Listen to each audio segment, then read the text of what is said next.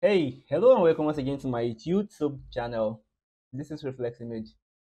If this is your first time visiting, don't forget to like and subscribe to my channel and also turn on the notification icon. If you have any question, you can contact me.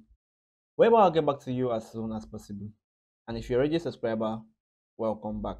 And I do notice many people don't tend to like my video. Please kindly like and also comment. It helps to promote my video. It helps increase the popularity of the video.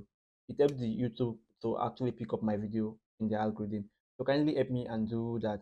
So in this video, I'll be showing you how to create this awesome photo manipulation on white backdrop. I've actually done something similar to this, but I will still be doing it again in this video. As you can see right now, the interface of the Photoshop I'm using right now is very different. And that's because I'm using Photoshop 2024. I'm using CC 2024, the one with the AI features, which I'll be explaining in some videos to come. So in this video right now, I'll be showing you how I do that manipulation. So with no further ado, let's jump into action. The first thing first, we need to make some adjustments in our camera raw. You can see the camera raw interface is kind of different, but I can still work my way around it. But my picture is still okay the way it is right now. My highlight is okay, my shadow is okay, my white is okay. So I don't think I have anything to do right now. So next thing I'll be doing right now is just open my picture in Photoshop. I'll wait for it to load up. After I did all I need to do right now, is just to click on my crop tool. Here's my crop tool over here. As you can see, still on my 4 by 5 pixel. Then I'm going to expand. I will expand it. I will expand it till I see it. I want there to be more space here. I'm going to expand from the top also. But the issue I'm having right now is kind of slants to this direction. So I'm going to adjust that from this side also. I'll adjust it like this. I'll click on my enter key. Once I'm done with that, then I'll pick my polygonal axis tool. I'm going to select around this. All this procedure are not necessary, but there are some times that I won't want to use that particular design. I just want to use something different. So going back from scratch and doing it again will be an issue. So I'll just select it this way. Then I'll invert my selection by clicking on Ctrl Shift and I. And the beauty about the Photoshop 2024 is that the content aware feel there is so enhanced that it did 90% of the job for us. Most of the time 100%, that we don't have to make any corrections again. So let's see what it's going to give us right now. All I need to do right now is just to right click on this. I'll go to my fill, click on fill. Then I'm going to click on content aware, click on OK then. So let's see what it's going to give us. If it's going to give us 100% of the job or it's going to give us something entirely different. I'm not expecting nothing much from this because this is a whole lot of it. Because the backdrop there is very small. So and let's see if it's actually going to prove us right or it's going to prove us wrong. Let's see if the 2024 version is kind of better or it's it's a failure. So let's wait and see what it's going to give us right now. So it's going to take a little bit of time to actually get this right. So let's still wait for the AI to do the job. And look at what it actually did for us. This is almost perfect. This is almost perfect. The only issue I'm having right now is this down part, which I'll actually be making adjustments to right now. So Ctrl D to deselect. I'll just pick my part 2. I'm going to circle around this area. I'll drag it to a cleaner area and boom. We've actually gotten what we need, or what we need. So some might even talk this is how wide our backdrop is. So if you want to retain this backdrop, probably want to use this backdrop. What you just need to do right now is just to actually work on the backdrop. Remove the subject for the backdrop, then you clean it up. But we won't be doing that in this video. So after this step now, the next step for me to retouch our picture, which I will be doing in this video, I will jump to the next step. Once you know how to retouch my videos, there are other videos. Once you know how to retouch my pictures, there are other videos out there for you, which can actually teach you that on my channel. Or you can just go and buy my video course. So let me use this medium to introduce my new video course to you guys. So once you just come to this area, you're going to see a link here starting from my newest video, which is this particular video I'm recording right now. But if you're not to see the link here, once you click on more, you have to see the link, which redirects straight to my store. Here is my first manipulation course, first video course for the year, and this is the first of all time.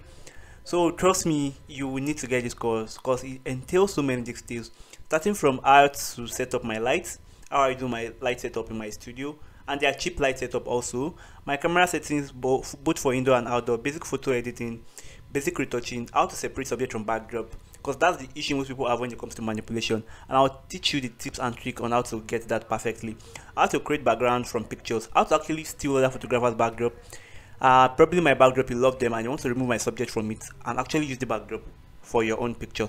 So I'll be teaching you all that, and also advanced manipulation, and also how I do my studio color grading, especially when it comes to the manipulation aspect. And I'll be giving you guys free files also. I'll give you free files, free value, free PNG, my premium lot for just $50. And also many people have been requesting where I get my backdrop from.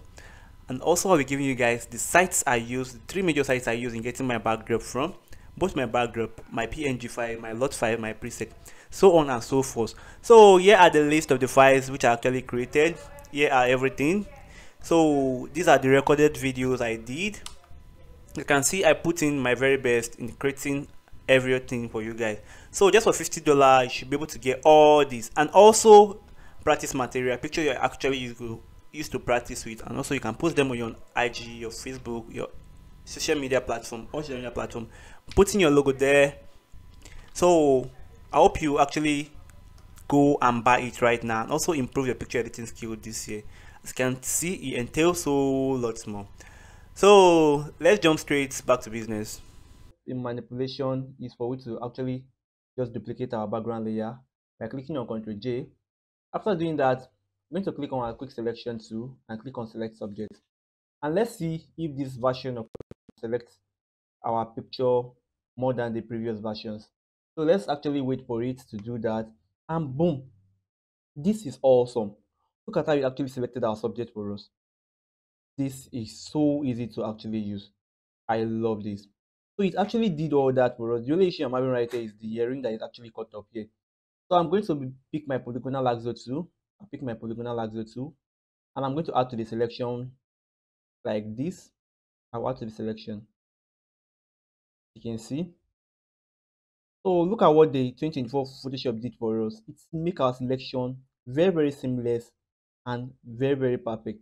So we won't have much stress while we actually try to remove our subject from the background, because that's what weigh me down the most. I love manipulation a lot, but when it comes to background removal process, it actually do stress me out. And with this Photoshop 2024 right now, I think it's very easy to actually do that. So as you can see right now, the next thing for us to do is just for us to mask our subject by clicking on the mask over here. So if I have to turn off our background layer, as you can see, we have our subject without the backdrop. So the next thing we'll be doing right now is just to go back to our file manager,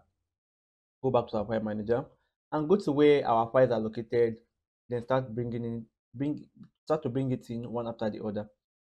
So I'll go to where my files are, and I'll look for the one I want to use. So let me scroll down. I have tons of them. If you're interested in getting them, they're available for sale in my store. And let's go and purchase them there. So I'll drag this in right now. I'll click on my OK. But the issue I'm having right now is it's actually above my subject layer.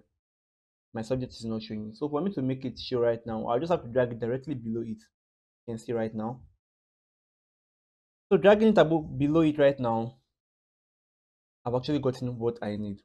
So the next thing for me to do right now is for me to make the adjustment on the backdrop to make it fit in perfectly. For me to do that, I have to click on Ctrl T for free transform. I'm going to drag it. I think around this way is okay for me. I'll click on my OK. So someone that actually don't know a lot about you, you actually think you have this decoration in your studio. So just try to confuse your enemy once in a while. Don't let them know where you're coming from and where you're going. So the next thing, I'll bring in a PNG file, which is a flower pot. So I'm going to bring it in right now. Go back to my file manager. I'll be giving you the flower pot for free, but I won't be giving you this overlay for free because it's my premium overlay and it's available for sale in my store. If you want to get this particular one, go to my store and make purchase there.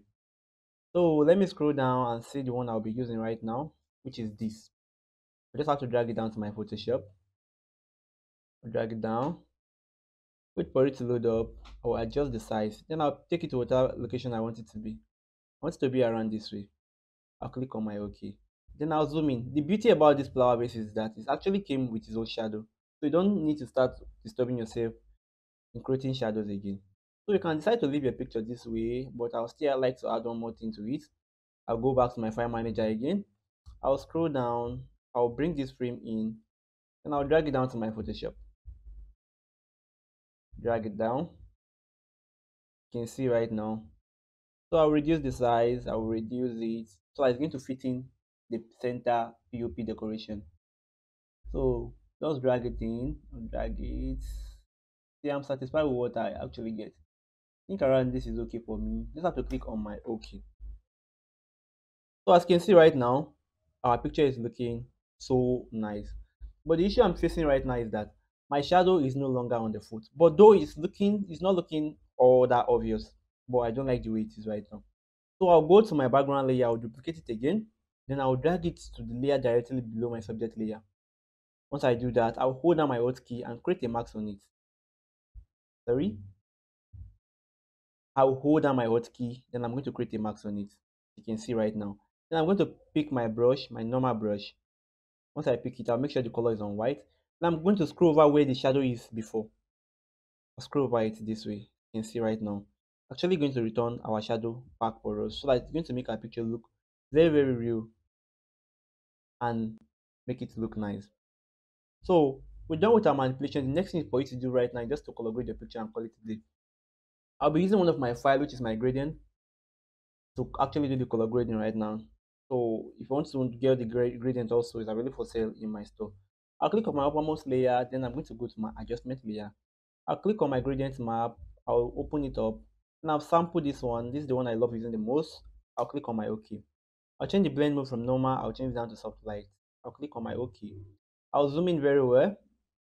I'm going to invert the selection by clicking on Control I. So I'm going to come to the subject layer. I'll control click on the mark so that it's going to bring back selection for me. I'll pick my brush, make sure it's 100% opacity. Then I'm going to scroll over the skin area to actually return the color back to it. You can see right now. I don't want the color to be on all the picture. I just want it to be on the skins alone. You can see right now. So you can see, look at how nice the color looks. I actually skipped the retouching process. That's why the picture is looking this way. If I'm to do the retouching, the skin will be more smoother than this. As you can see right now, look at how nice our picture look. But it's looking a little bit dark. Ctrl G to select. Just come to your subject layer, click on Ctrl M, then actually increase the brightness. Increase it till you see fit. And boom, we've actually got a nice manipulated picture. So that's about it here, guys. Thanks for watching. And also, if you're interested in getting the picture, any of the file I use, they are available for sale in my store. And this picture will be given out to you guys for practice. You can actually practice with it whenever you feel like.